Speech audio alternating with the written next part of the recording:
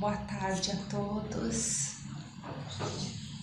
Que a paz de Jesus esteja convosco.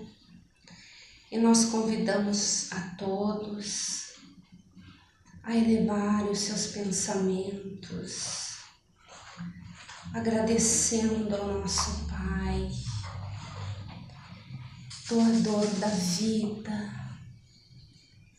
que nos permite aqui estarmos nessa casa do caminho, onde os benfeitores se fazem presentes pela sua permissão, envolvendo a cada um de nós, vendo em cada um de nós as necessidades, em alguns as aflições, em outros a esperança, mas sempre trazendo o lenitivo a todos os corações e permitindo que possamos aprender um pouco mais dessa doutrina espírita que tanto nos ilumina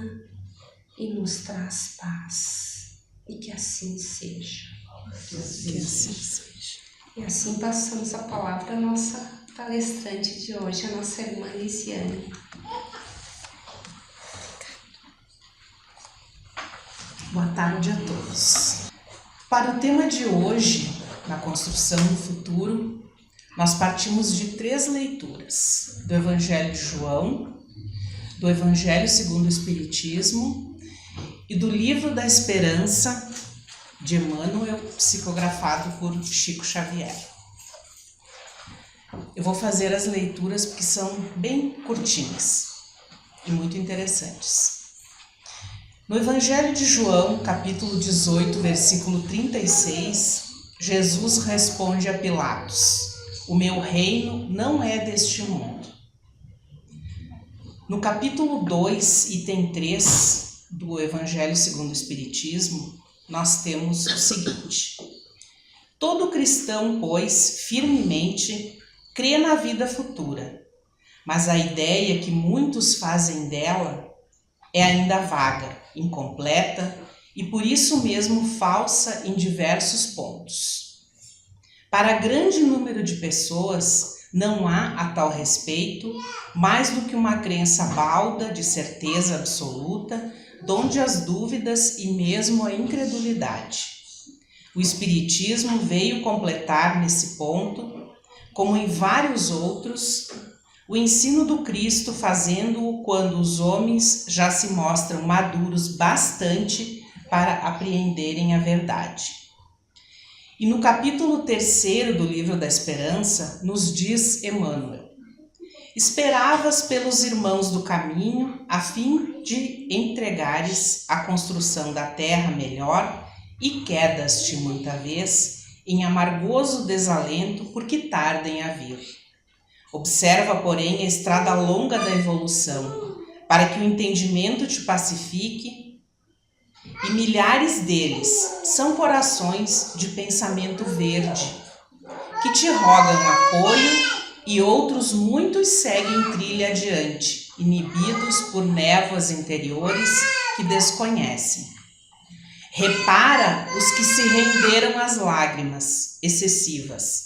Choraram tanto que turvaram os olhos, não mais divisando os companheiros infinitamente mais desditosos a lhe suplicarem auxílio nas vastas da aflição.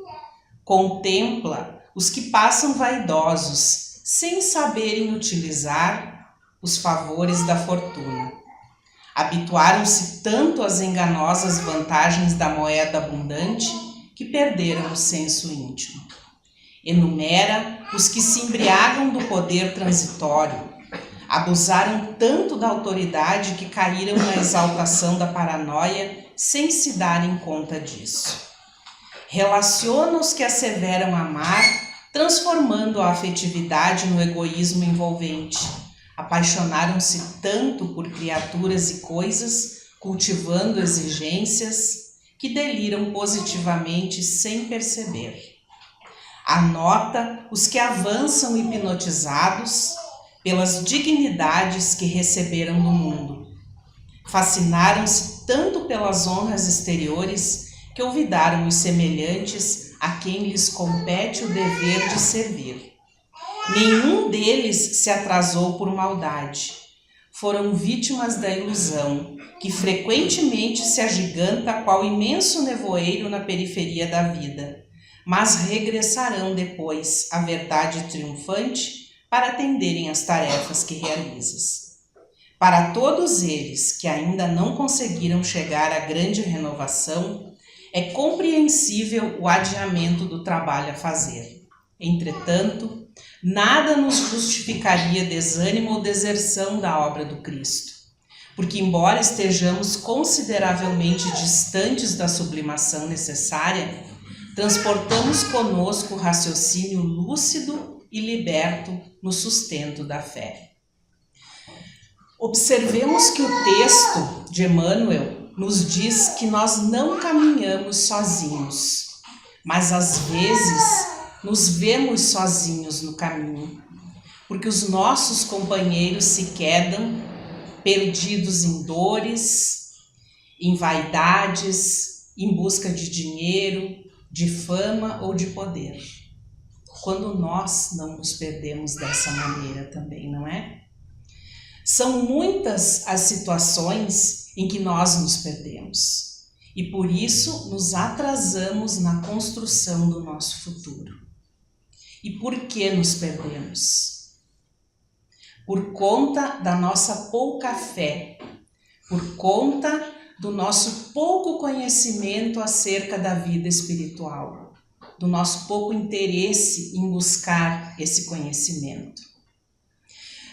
E por conta disso, nós nos deixamos abater quando as dificuldades chegam, quando as situações difíceis aparecem, quando nós perdemos alguém, quando nós perdemos um emprego, quando aparece uma doença, situações difíceis. E então, por não termos fé, por não termos conhecimento da vida espiritual, da vida futura, nós nos deixamos abater e escolhemos parar para sofrer. É certo, é compreensível, é necessário que a gente sofra essas perdas, essas dores, até porque nós precisamos, com esse sofrimento, elaborá-las dentro de nós. Principalmente quando nós perdemos alguém que nós amamos muito. A dor vai embora? Não, não vai embora nunca. Mas com o tempo ela diminui, ela se torna aceitável, a gente aprende a conviver com ela.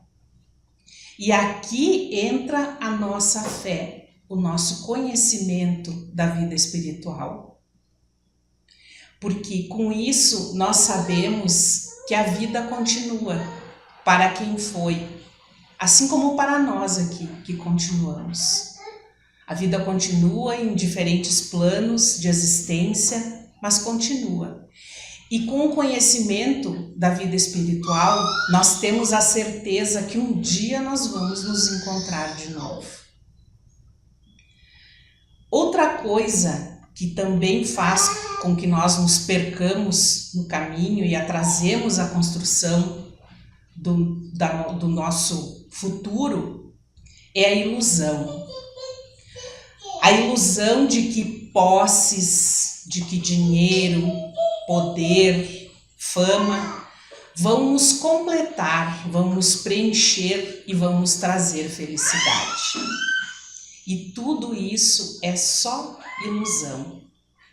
Ilusão que nos faz esquecer do real motivo pelo qual nós estamos aqui vivendo, nós estamos aqui encarnados nessa existência, que é nos tornarmos um ser humano melhor, que é fazermos a nossa transformação moral, a nossa evolução, nem que seja um pouquinho, um degrauzinho que a gente suba nessa evolução.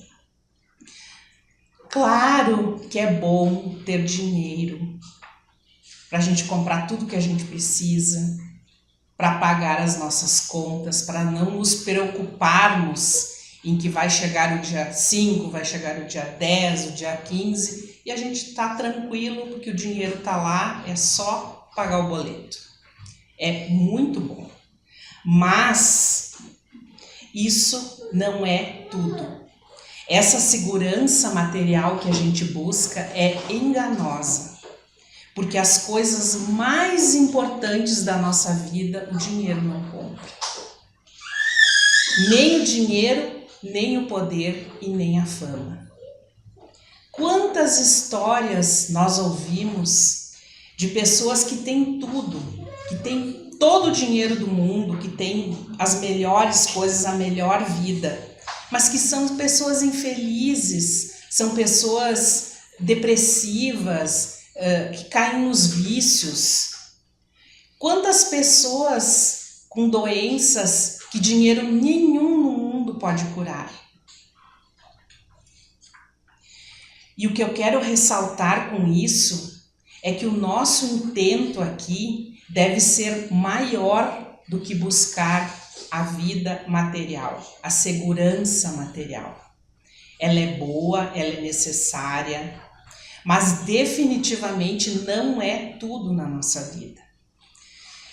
Precisa existir da nossa parte uma conjunção de esforços para unir a nossa vida material e a nossa vida espiritual. Como? Aprendendo que nós temos de levar a nossa vida material par a par com a vida espiritual. Trabalhando, estudando, convivendo, mas também amando, respeitando, perdoando, sendo bons, justos, caridosos, como Jesus nos ensinou. Nós não estamos aqui para juntar bens materiais, para sermos famosos ou poderosos. E o fato é que muitos de nós perdemos um tempo valioso com essa ilusão. Muitos perdem uma encarnação inteira buscando bens materiais, fama e poder. Estamos aqui todos, ricos e pobres, para desenvolver a nossa inteligência, sim, mas acima de tudo a nossa moral, porque elas precisam crescer juntas. Por isso, uns mais adiantados, mais evoluídos espiritualmente e outros menos, porque despreocupados com o espírito. A construção do nosso futuro, que é ao lado de Jesus, no seu reino, que não é daqui, né? Lembrem, meu reino não é deste mundo. Não depende do que nós temos, depende do que nós somos. Porque todos sabemos que quando partirmos, não vamos levar nada além do bem que nós fizemos. Nos disse Jesus, e está lá no Evangelho de Mateus: dai a César o que é de César e a Deus o que é de Deus. A parte material da nossa vida é a parte de César. Aqui nós treinamos a nossa inteligência, nós estudamos, nós trabalhamos, pagamos as nossas contas, os nossos impostos, convivemos com os nossos semelhantes, com amigos, constituímos famílias. E tudo isso faz parte da nossa evolução. Aliás, são condutas imprescindíveis, porque nós não evoluímos sozinhos. Nós precisamos do outro, do próximo.